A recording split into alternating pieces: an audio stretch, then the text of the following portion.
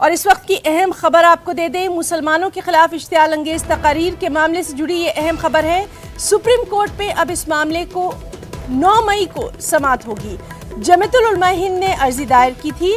धर्म संसद मामले के साथ अब इस मामले की समाअत होगी। ये मामला धर्म संसद मामले से जुड़ा हुआ है, यानी मुसलमानों के खिलाफ इश्तियाल अंगेज तकारीर का मामला। तो इसी पर अदालत ने कहा है कि ये मामला धर्म संसद मामले से जुड़ा हुआ है और अदालत की निगरानी में इस मामले की जांच की अपील की गई थी।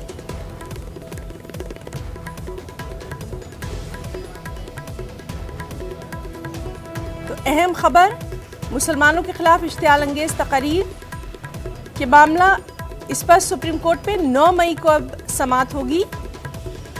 साथ ही धर्म संसद मामले के साथ इस मामले पर समाअत होगी। जमीयतुल उलमा हिंद ने इस सिलसिले में अर्जी दायर की।